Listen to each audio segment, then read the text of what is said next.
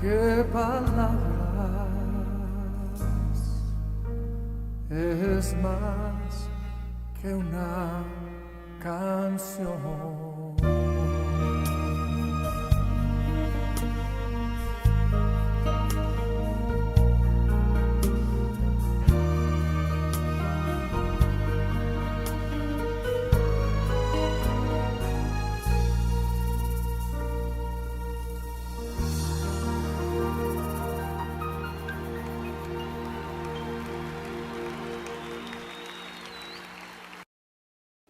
Salmo capítulo 66, versículo del 10 al 12. La palabra del Señor dice así: porque tú nos probaste, oh Dios, nos ensayaste como se afina la plata, nos metiste en la red, pusiste sobre nuestros lomos pesada carga, hiciste cabalgar hombres sobre nuestra cabeza, pasamos por el fuego y por el agua, y nos sacaste a abundancia. ¿Cuántos alguna vez en la vida han sido probados? Muy bien, estoy en el lugar correcto. El día de hoy vamos a iniciar una serie de predicaciones que la serie se llama Principios que rigen las pruebas.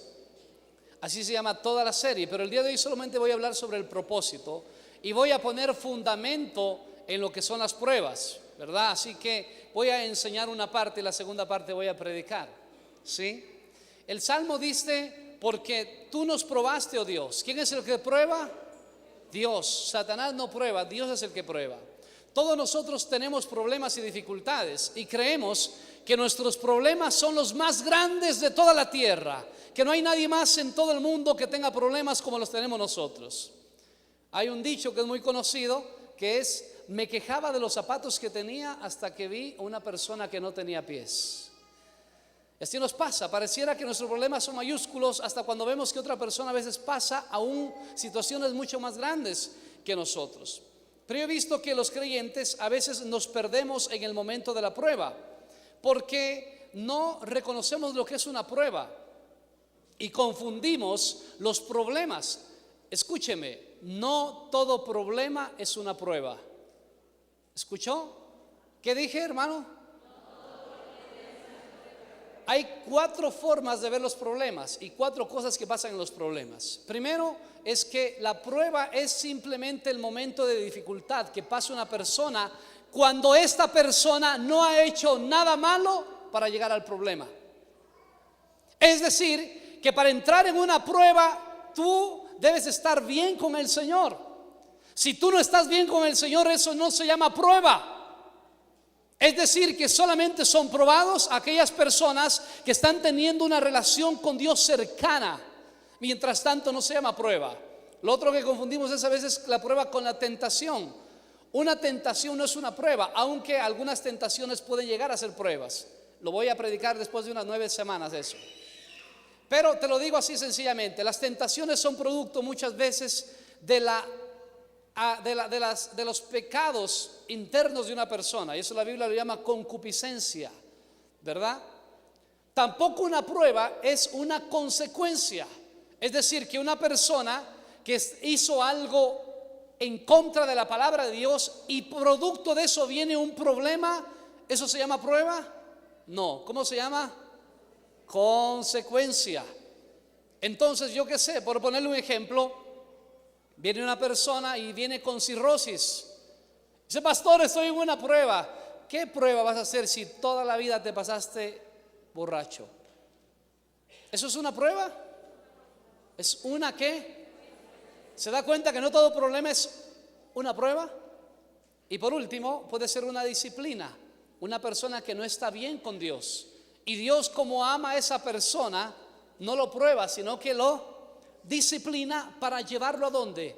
Al redil. La Biblia dice en Hebreos capítulo 12 que Dios al que ama, ¿qué hace? Lo disciplina. Al que toma por hijo, lo disciplina. Por lo tanto, una prueba no es siempre. Para hacer prueba significa que tú no te la mereciste al problema. Y cuando tú no te mereces el problema, entonces puedes decir que estás ¿en qué? En una prueba. ¿Sí me doy a entender? ¿Está claro? Por lo tanto, muchas veces las personas y los creyentes se confunden en eso. porque buscan el porqué en la prueba, y en la prueba nunca se sabe el porqué. Porque si supieras el porqué del problema, sería ¿qué? Consecuencia. Entonces, cuando entramos en prueba, normalmente el creyente llega a confundirse. Por eso es necesario que tú aprendas realmente qué es una prueba. Ahora, en el Antiguo Testamento, etimológicamente la palabra prueba viene de una palabra que es nasá, que significa intentar, practicar, probar, hacer la prueba, tentar, tratar de hacer algo, ¿verdad? Ahora, dentro de todo esto, usted debe entender, entonces, como dijo el salmista, ¿verdad? Que en la prueba nos afinan como la plata. Entonces, la palabra prueba en el Antiguo Testamento puede significar también refinar, fundir, dejar puro, dejar sin diluir algo. Entonces, la palabra prueba etimológicamente significa fundir algo. Por eso la prueba se compara ¿con qué? Con el horno, con el fuego de la prueba. Así dice el apóstol Pedro, ¿verdad? En 1 de Pedro 1:7, que hay un fuego, hay un horno, que es la prueba. También puede significar refinar, pero refinar a través del sufrimiento. Es decir, que Dios a veces en la prueba lo que nos está haciendo es refinándonos, fundiéndonos más, ¿verdad? Significa también quemar algo. La palabra nasá significa quemar algo al rojo vivo. Y cuando está el rojo vivo, un metal, ¿qué le pasa a ese metal? Se vuelve ¿qué? Maleable, moldeable. Se le puede dar la forma que la persona quiere. Por lo tanto, las pruebas definitivamente no son exactamente para matarte, sino más bien a veces es para ¿qué? Para moldearnos, ¿verdad? Para cambiarnos. En el Nuevo Testamento, la palabra prueba tiene que ver exactamente con una palabra que es dokimazo, que significa, que significa probar, someter a prueba, que significa también experimentar, mantener un carácter probado, que significa probar, examinar, distinguir, poner, someter, exhibir, presentar, intentar, tentar. Significa hacer un carácter probado, demostrar algo. Cuando usted quiere comprar algo, usted primero, yo que sé, el día de hoy es fácil, ¿verdad? Con los carros, hay los carros que son para que usted los pruebe. ¿Usted qué hace? Usted primero prueba, tiene una demostración. Y por último, tiene que ver con dar una señal segura o pasar una prueba. Entonces, realmente las pruebas en la Biblia las podemos ver en todos los hombres de Dios. No hay un solo hombre de Dios que no haya pasado una prueba que valga la pena. Eso es sencillo. Por lo tanto, cuando usted entra en prueba, lo que usted tiene que buscar siempre, y eso es lo que le voy a enseñar el día de hoy, es el propósito de la prueba. No el por qué, sino el para qué. O sea, ¿cuál es el propósito que Dios me ha permitido entrar en este momento de prueba? Porque he estado bien con el Señor, lo he estado buscando, he estado en tranquilidad, en paz, y de repente me viene este problema. Y cuando usted no sabe llevar este propósito, entonces no puede llevar la prueba como Dios quisiera.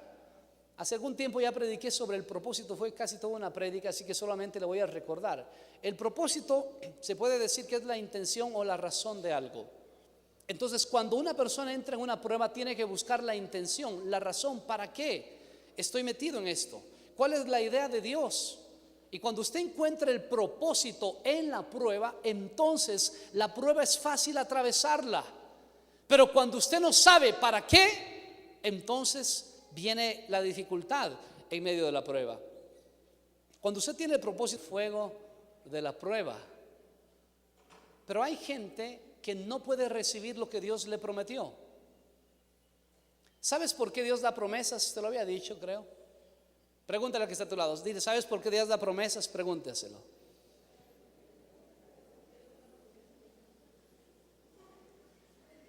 ¿Cuál es la respuesta? ¿Sabes por qué Dios da promesas?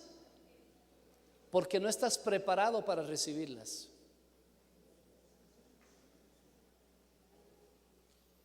Porque si estuvieras preparado, ¿para qué va a prometértelo? Te lo da.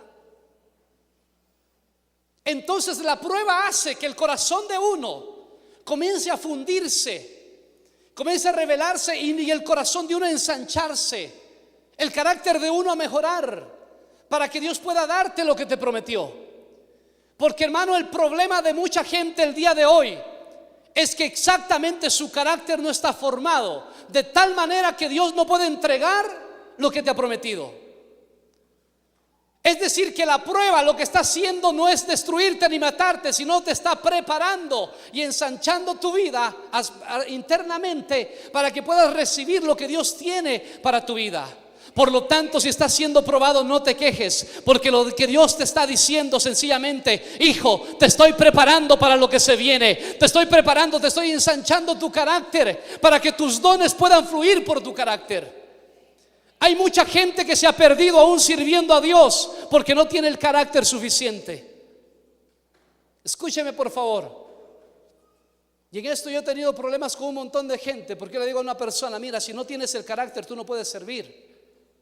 Porque tus dones ganan a tu carácter. Tu talento es más grande que tu carácter. ¿Qué tenía que hacer Dios con Abraham? Prometerle cosas, ¿para qué? Para formarlo. ¿Qué tuvo que hacer con José? Darle el sueño, decirle: allá vas a llegar. Pero cumplirlo, hermano, duró 20 años de transformación. Por lo tanto, si tú quieres ser usado por Dios y que Dios te dé lo que te ha prometido, necesito decirte que vas a tener que pasar por la prueba. No te quejes en medio de la prueba, porque Dios lo que está haciendo es fundir tu vida para que tu orgullo no se te suba. Wow, tremendo esto, ¿sí o no? Yo siempre digo a la gente: primero Dios lo hace crecer a uno hacia adentro para hacerlo crecer hacia afuera. ¿Cuántos quieren servir a Dios? Yo veo un montón de jóvenes: pastor, yo voy a servir a Dios, yo quiero servir a Dios. Entonces quiero decirte que Dios va a tener que transformar tu carácter. Porque en el momento yo he visto gente, hermano, gente que Dios comienza a usarla y que no tiene el carácter formado. Entonces, ¿sabes qué? Se perdieron en el ministerio. Piensan que todo lo que ocurre es por ellos y no le dan la gloria a Dios, y entonces se pierden. Diga conmigo: la prueba, diga conmigo: la prueba no me va a matar, me va a formar. No confundas que Dios te está matando como que Dios te está formando. Mire lo que dice el siguiente versículo del 16 de Deuteronomio 8: que te sustentó con maná en el desierto, comida que tus padres no habían conocido, afligiéndote y probándote. ¿Para qué? Para la postre hacerte ¿qué? ¿Cuál era la idea de Dios? ¿Probarlo para qué? Para hacerles bien. Es decir, que la única forma, mi querido hermano, que nos prepara Dios es a través de las pruebas. Ahora, ¿por qué fallaron ellos? Fallaron por una cosita, hermano. ¿Sabes cuál era el problema? La falta de madurez que tenían estas personas. Porque hay gente inmadura. Por eso ellos se quedaron 40 años en el desierto, porque su carácter no estaba formado. Hay gente que es así, ¿verdad? Y que está dentro del cuerpo de Cristo. Gente inmadura todavía, que no ha sido formado, que no le gustan los procesos. Dios siempre ha sido un Dios de procesos. Usted nunca va a ver, hermano, que el día de hoy Dios le promete algo a Abraham y el día de mañana lo recibe. Dios le promete a la edad de 60 años y a los 100 años lo recibe. Dios le promete a José a los 17 años y a los 37 lo recibe. ¿Se da cuenta? ¿Por qué? Porque Dios es un Dios que sabe acerca de la formación y la formación de carácter. Sobre todo la escuela más grande que hay, esto se llama prueba.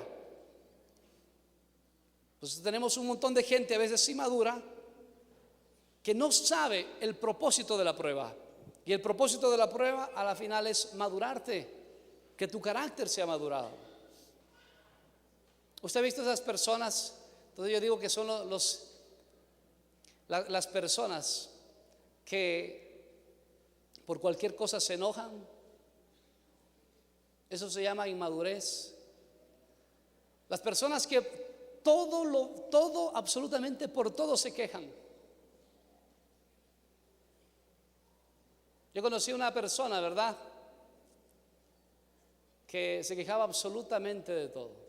Le daba la mano a alguien y en serio, que me chocó eso ya una vez, porque de todo se quejaba, qué feo esto, qué feo lo otro, aquello, ¿verdad? Siempre demandando. Y una vez le llegó alguien y le dio la mano, y la persona pasó y después hizo así la persona.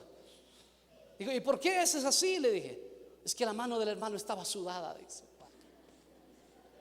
Dios mío, qué gente. Pastor, ya no voy a volver a la iglesia. ¿Por qué no vas a volver? Es que, pastor, es que no hay amor. Gente que es inmadura. Necesitamos aprender que la prueba que va a ser formar nuestro carácter, nos va a madurar. Yo estaba investigando un poquito sobre esto y según lo que veía, no sé si usted se ha dado cuenta, pero los seres humanos somos, bueno, según la ciencia, no según la Biblia por si acaso, somos los que más tardamos en madurar. Por ejemplo, todos los animalitos nacen y cuando nacen, ¿al qué tiempo caminan? Nacen y nacen ya caminando. Absolutamente. Les da hambre y buscan comer. Todo, absolutamente, y nacen ya prácticamente casi maduros. Los hombres no nos pasa esto. Y nos cuesta años madurar en todos los aspectos. Bueno, y gracias a Dios por ello. ¿Saben por qué? Porque Dios es un Dios que tiene procesos para nosotros. Y parte del proceso se llama prueba. ¿Y para qué es la prueba? Para madurarnos, para hacernos bien. La Nueva Traducción Viviente del Deuteronomio 8:16 dice: para ponerte a prueba por tu propio bien. El segundo propósito de la prueba que veo en la palabra de Dios es para prepararnos para consolar a otras personas. Segunda de Corintios capítulo 1, que deberías leerlo en tu casa, habla acerca de las tribulaciones que el apóstol Pablo pasó con todos los apóstoles. Y el versículo 4 dice que el cual Él nos consuela en todas nuestras tribulaciones, para que podamos también nosotros consolar a los que están en cualquier tribulación. Es decir, que el Espíritu Santo consuela, ¿para qué? Para que nosotros podamos, ¿qué dice? Consolar a otros. Es decir, esta parte para los egoístas no les va a gustar. Pero cuando tú entras en prueba, eso quiere decir que Dios te está preparando para que ayudes a otra persona. ¿Qué te parece? ¿Te gusta eso o no? ¿Sufrir para ayudar a otro? Hermano, eso va contra nuestra humanidad. Eso va en contra de lo que nosotros quisiéramos hacer. Pero dice el apóstol Pablo exactamente que Él nos consuela para que nosotros podamos consolar a otros en la tribulación, por medio de la consolación con que nosotros somos consolados por Dios. Cuando una persona entra en prueba, entonces quiere decir que Dios lo va a consolar a esa persona. Quiero decirte, mi querido hermano y mi querido amigo, entonces, de que en medio de la tribulación Dios va a estar contigo. Y esto es la parte linda de Dios en medio de la prueba. Que Dios, cuando nos envía al horno, no nos manda solos. Dios se mete con nosotros en el horno. Sadrach, Mesach y Abednego, ¿recuerdas esos tres jóvenes? Se metieron al horno. Y dice la Biblia que el rey dijo: ¿no eran tres los que metí al horno? ¿Cuántos veo? Veo 4, y el cuarto es semejante al hijo de a los ángeles de Dios, al Hijo de Dios. Se da cuenta que cuando Dios nos permite entrar en el horno, también Él se mete con nosotros y nos consuela y nos ayuda y nos levanta. Y en ese momento, cuando uno dice: Señor, no sé qué voy a hacer, cómo lo voy a enfrentar, entonces Dios viene a nuestra vida y nos consuela. Pero nos consuela para que nosotros consolemos a otros. Bueno, en medio de esto te tengo una buena noticia también. No todas son malas. Escuche, por favor. La prueba que tú has pasado, que estás pasando, fue exactamente, te metió Dios para que aprendas a ayudar a otros. Pero ¿sabes qué? A otros también Dios los metió en la prueba para que te ayuden a ti. Es decir, que tienes gente delante tuyo que fue probada, que fue, hermano, momento de dificultad, que lloró, que fue delante de Dios para buscar consolación y que te van a consolar a ti. Y hay gente que viene detrás tuyo también, que tú vas a ser el instrumento de Dios para que los puedas consolar también.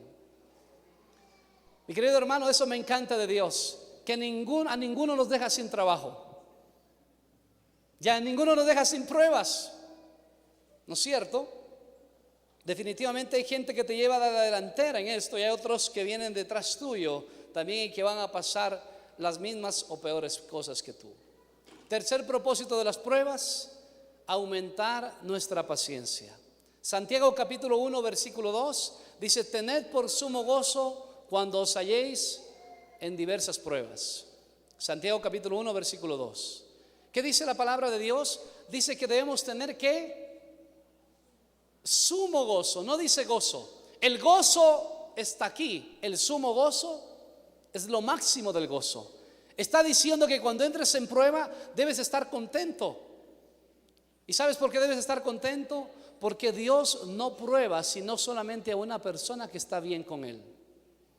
Es decir, que si entraste en prueba significa que estás bien con el Señor. Por lo tanto debes estar ¿qué? Feliz. Pero no solamente por eso. Dios solamente prueba a los fieles. Ahí Zacarías capítulo 13 versículo 9 habla de lo que le estoy diciendo. Habla acerca de la prueba para los fieles únicamente.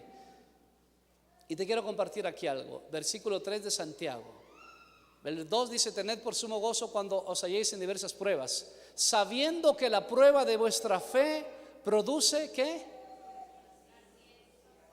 Paciencia. ¿Cuántos necesitan paciencia? ¿Cuántos han dicho alguna vez: uy, Dios, dame paciencia? ¿Lo he dicho alguna vez? Entonces quiero decirte que estás matriculado en la escuela de la paciencia. ¿Sabes cómo se llama? Pruebas. Dar mi vida y seguirte a ti. Si veo a aquellos hombres que no te buscan, que no te aman y están bien, consiguen todo lo que quieren, y comenzamos a envidiar inclusive hasta el inconverso. En medio de la prueba, mi querido hermano, usted debe entender que usted va a llegar a su punto límite, a su punto de quiebre, donde ya no da más. ¿Y qué le pasó a Pedro? Dice la Biblia que se fue. ¿Y qué pasó? Y le negó 3 veces. Llegó a su punto límite. Ahora le tocaba confiar en Dios. Pero, mi querido hermano, lamentablemente nosotros a veces nos pasa primero lo humano, después lo espiritual. Reaccionamos a veces con situaciones primero humanas. La Biblia dice que el apóstol Pablo dijo: para que no confiásemos en nosotros mismos. Eso quiere decir que cuando estuvieron en la prueba, ¿qué les pasó a los apóstoles? ¿Confiaban en qué? De esta salimos facilito nosotros. ¿No le ha pasado eso a usted, que usted dice: de esta salgo fácil? Y cuando se va pasando el tiempo y los días, la situación se va poniendo más compleja. Samuel capítulo 30, primera de Samuel capítulo 30, cuenta la historia de David en un lugar llamado Siclag. Dice la palabra de Dios que David había salido con todos sus 600 hombres a hacer una incursión, pero dejaron a sus familias y a sus hijos y todo lo que tenían sin que nadie los pueda cuidar y guardar.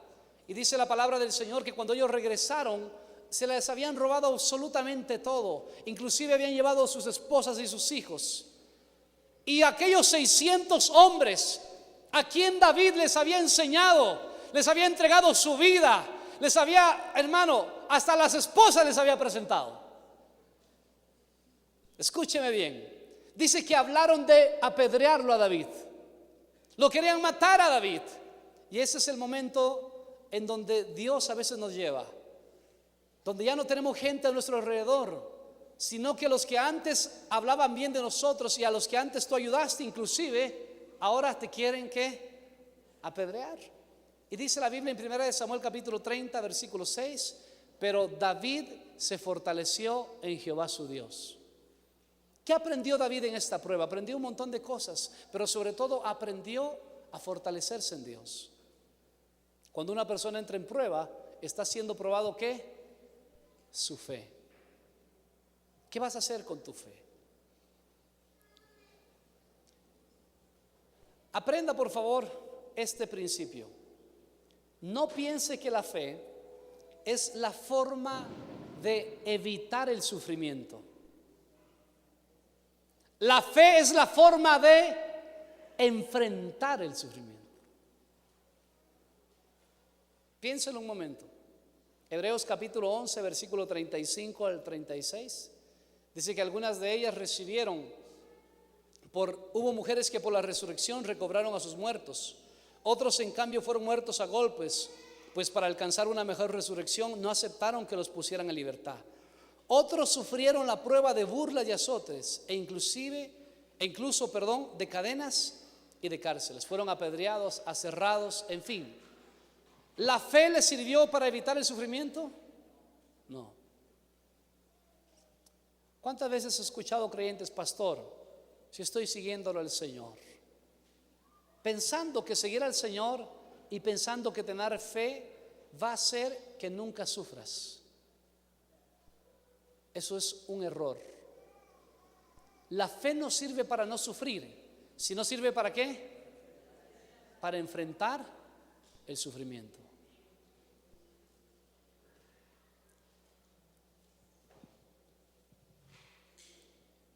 Dice la palabra del Señor en el Salmo 66, donde habíamos iniciado, por favor, versículo 11.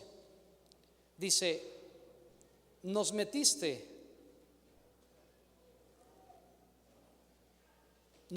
en la red, pusiste sobre nuestros lomos pesada carga, hiciste cabalgar hombres sobre nuestra cabeza. Pasamos por el fuego y por el agua, y nos sacaste a abundancia. Fíjese que la palabra de Dios habla acerca de que en la prueba Dios es el que nos mete en la prueba. ¿Sabes qué es lo que quiere ver Dios en la prueba de una persona? Que lo va a seguir a Dios hasta la muerte. Y te lo digo literal el asunto. Cada vez que una persona en la Biblia estuvo en prueba, estaban siempre prácticamente en peligro de muerte.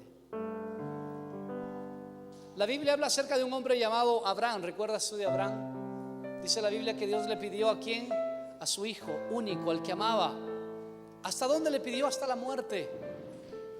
Job capítulo 13, el versículo 15 dice: aunque él me matare, en él esperaré.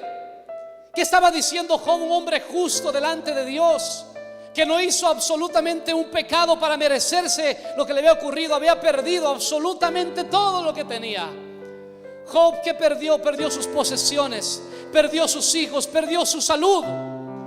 Y cuando los amigos le dijeron: Job, hay un pecado oculto en tu vida, decláralo, arrepiéntete. Él dice: Señor, yo quisiera sentarme frente a frente contigo y que charlemos los dos juntos. Dice: ¿cuál me diera de sentarme y ponerme frente a Dios en una silla y decirle: Señor, ¿por qué me estás haciendo esto? Pero cuando comenzaron a hostigarlo a Job, dice la Biblia que Job dijo: aunque él me matare, en él esperaré. Este hombre estaba en una prueba, pero aunque a Dios lo había permitido entrar a la prueba, decía: y si Dios va a matarme, yo voy a irme al final con Dios. ¿Cuánta gente en medio de la prueba deja a Dios, se aleja de la fe, rechaza a Dios, se va a un lado? Mi querida iglesia, quiero decirte que lo que Dios está haciendo exactamente es probando tu fe, para que confíes más en Él que en ti mismo. Y cuando eso ocurra, tú puedas decir: Señor, yo voy contigo hasta el final. Yo voy contigo hasta el final. No importa lo que pase, lo que sucede en mi vida, voy a ir contigo. ¿Cuánto le dicen eso al Señor esta mañana? No importa lo que pase en mi vida, si voy a ser probado, pero voy a creer en Dios hasta el final. Mi querido hermano, dice la palabra del Señor, no sé si usted ha notado, que en todo esto no pecó Job con sus labios. ¿Han notado que las personas, cuando no tienen a quien echarle la culpa de sus problemas, comienzan a echarle la culpa a Dios? Señor, si hubieras hecho esto, si no hubieras permitido aquello. Y comenzamos, hermano, como a decirle a Dios exactamente que tiene la culpa. Mi hermano, quiero decirte que la verdad, que Dios espera en la prueba que tú te vuelvas débil, Que tú digas, ya no tengo recursos, no doy más. Ese es el momento donde tú entraste en verdad en prueba, donde lo único que tienes y lo único que amas se está perdiendo, así como ese hombre llamado Abraham, que, hermano, no pasó la prueba reprendiéndola, porque la prueba no es un demonio. Porque hay gente que quiere reprender la prueba. En el nombre de Jesús, prueba, te reprendo. Y la prueba dice, Dios mío, si Dios me mandó contra ti, ¿cómo reprendes a Dios? La prueba se pasa por una sola cosa y se llama fe. ¿Por qué Abraham fue, hermano, a ser probado? Para probar su fe, a ver a quién amaba más. Pero cuando fue a alzar el cuchillo, dijo, Dios proveerá. Y dice la Biblia en Hebreos capítulo 11 que Abraham creía que aún de los muertos Dios levantaría a su hijo. ¿Por qué hizo caso y obedeció? ¿Por qué? Dígamelo. Por la fe. Porque creí en verdad en Dios. Dios, si tú me lo dices, yo te voy a sacrificar a mi hijo, pero tú me lo vas a resucitar. Tú me prometiste algo y te voy a decir algo. Simplemente Dios estaba diciéndole a Abraham, Abraham, tengo que hacer esto contigo, porque voy a levantar una generación de ti, pero necesito una persona que me ame, que me siga, que me busque, que no importe el dolor que pase, que dé su vida por mí, y si tiene que dar su propia vida, que lo haga. ¿Sabes por qué Cristo pasó la prueba en la cruz de Calvario? Por fe, porque Él sabía lo que tenía que hacer. Tal vez tú estás en momento de dificultad y estás diciendo, ¿cómo lo voy a pasar? La única forma como la puedes pasar es por la fe en el Hijo de Dios. Oh Espíritu Santo de Dios, yo creo, hermanos, sencillamente que a veces los hombres nos perdemos de esto fácilmente, de que no sabemos el propósito de Dios en medio de todo esto. Mi querido hermano, si tú estás siendo probado, significa que Dios te va a promocionar a otro momento de tu vida, que ya no vas a tener un Isaac, sino que se vienen las multitudes sobre tu vida. Que si estás siendo probado, significa entonces que Dios te está preparando para algo más grande y más poderoso. Que Dios no quiere dejarte en la misma situación en que estás. Hay un hombre en la Biblia que a mí me impresiona y que muestra todo lo que le he dicho. Se llama José. Génesis capítulo 37 dice que esta es la historia de la familia de Jacob. ¿Y de quién hablan? De José. No hablan de otro más. Si es la historia de la familia, ¿por qué hablan de José? Porque un hombre que sabe el propósito de Dios para su vida puede guardar generaciones enteras. ¿Sabes a quién usó Dios? José. Génesis 37 es la historia de quién dice. ¿De José dice? No, de la familia de Jacob. Y desde ahí, del capítulo 37 al capítulo 50, no habla de otro sino que de José. Solo capítulo 38 hablan acerca del pecado de Judá. Además, todo es de José. José, un muchachito de 17 años, soñador, que fue vendido por sus hermanos. Ten cuidado con el que tienes a tu lado, porque tú nunca sabes dónde Dios lo va a poner. Así es. Dice la palabra de Dios que fue vendido por sus hermanos por soñador, porque, bueno, también era un poquito chismoso, ¿no? Fue vendido por sus hermanos, metido en una cisterna. Su padre le había regalado un manto. ¿El manto de qué era? ¿De qué color era? La Biblia dice de colores. Ese manto de colores era un manto de realeza, que solo la gente de estrato alto lo tenía. Era un manto que se distinguía. ¿Y qué le quitaron sus hermanos? Le quitaron el manto a José. Oiga, escúcheme por favor, querida iglesia y hermano.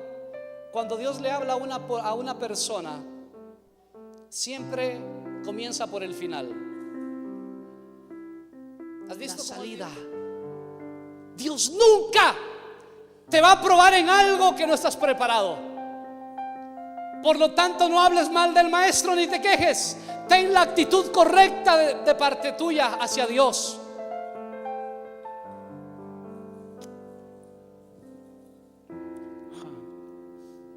Si es que alguien te quiere quitar algo y eso es tu prueba, pues déjaselo. Tuvieron que quitarle el manto a José, porque el manto de colores no le iba a servir en Egipto. Él iba a tener ahora el manto de Faraón, el mayor manto que había.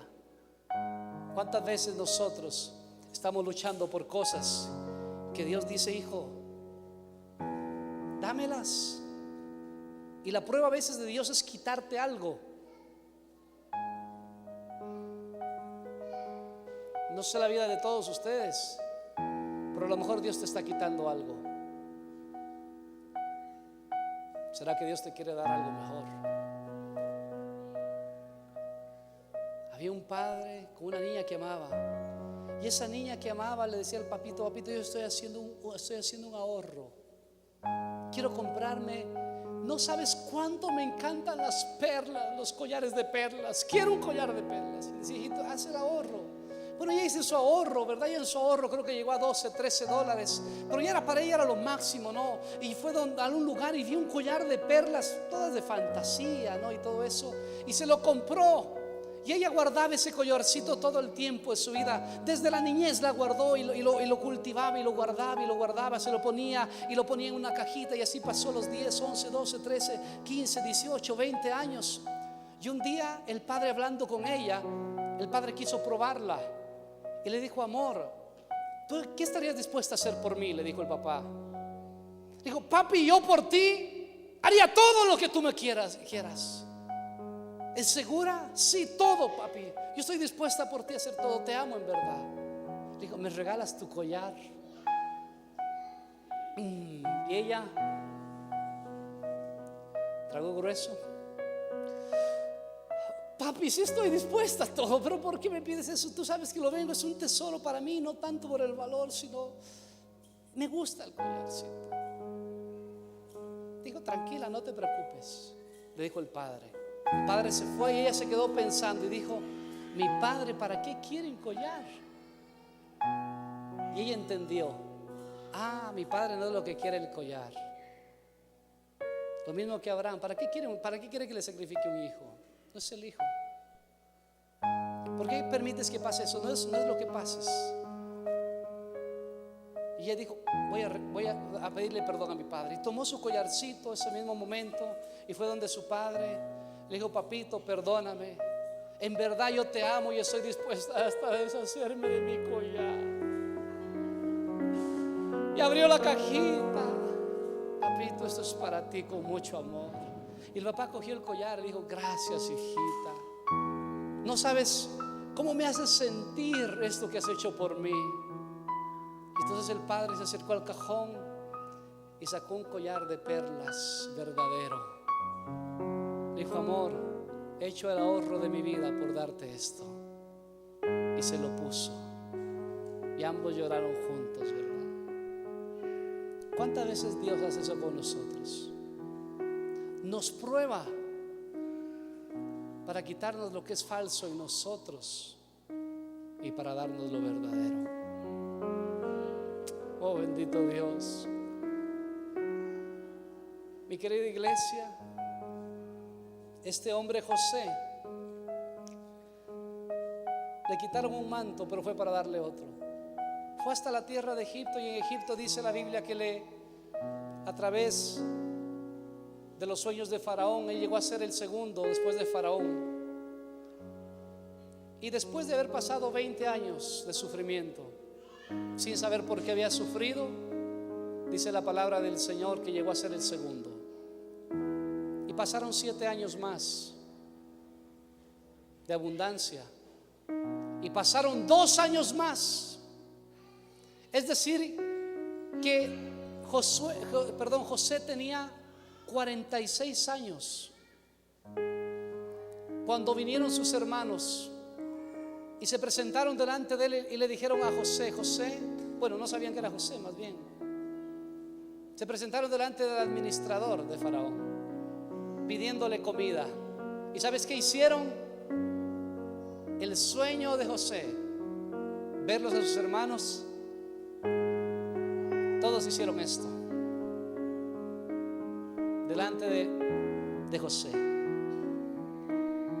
José estaba sin cejas, bien pintado, maquillado.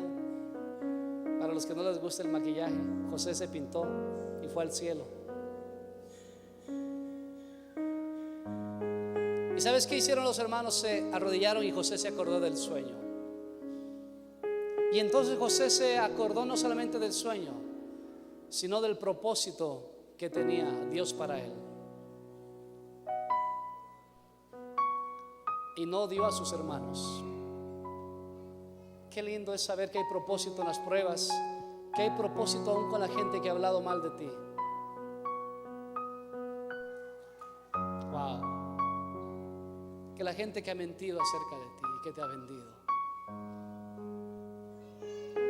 un día vendrán delante de ti, y si tú sabes el propósito, entonces sabrás guardar el corazón. Porque dice la Biblia, ¿qué hizo José? Les dijo: infelices, así los quería ver.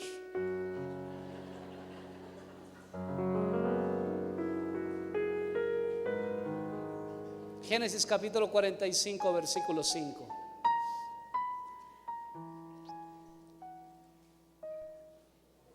Mire cuántas veces José se refiere a Dios en estos 3 versículos, del 5 hasta el 8. Génesis 45, 5. Ahora pues, no os entristezcáis, ni os pese de haberme vendido acá, porque para preservación de vida me envió Dios. ¿Quién lo envió? Delante de vosotros. Versículo 6. Pues ya ha habido 2 años de hambre en medio de la tierra, y aún quedan 5 años en las cuales ni habrá arada ni siega. ¿Y quién? Dios me envió. ¿Quién lo envió? Me envió delante de vosotros para preservaros posteridad sobre la tierra y para daros vida por medio de gran liberación. Así pues, no me enviasteis acá vosotros, sino ¿quién lo envió? Dios, que me ha puesto por padre de Faraón y por señor de toda su casa y por gobernador en toda la tierra de Egipto. ¿Sabes por qué pudo perdonarlos fácilmente y darles de comer? Porque él entendió que había propósito. Hay gente que no puede perdonar a otros porque no se dan cuenta que aún en lo que te hicieron, en lo que sufriste, en lo que han dicho, en la traición, en medio del sufrimiento, hay propósito de parte de Dios. Por eso él no se enojó con sus hermanos. Sus hermanos estaban diciendo: ¿y ahora qué va a pasar cuando mi padre muera? Y Jacob murió. Génesis 50. Y dice la Biblia que fueron donde José a decirle: mi padre dijo que te acuerdes de nosotros aún después de muerto. Ellos estaban con miedo y dijo José: tranquilos, les voy a seguir dando de comer a todos ustedes, no se preocupen. Todo en esta vida y en esta tierra, lo que pasaste, aún lo que has sufrido, las injusticias que has vivido, ¿sabes qué? Debes aprender a mantener tu corazón sano. Pero ¿cómo se lo mantienes? Sabiendo que Dios tuvo que utilizar una persona para cumplir en ti su propósito, de hacerte crecer espiritualmente, de que puedas madurar, de que puedas consolar a otros, de que puedas, ¿sabes qué?, tener la paciencia suficiente y la fe que Dios te quiere hacer que aumentes en tu vida. El propósito en la prueba, hermano, guarda el corazón aún de la persona. El Salmo 20 y el Salmo 21 y el Salmo 138 versículo 8 dicen lo mismo: Jehová cumplirá su propósito en mí. Aún las personas que tú dijiste: wow, ¿por qué estoy siendo probado en esto? No te importe, hay un propósito de Dios. Palabras, porque es más que palabras.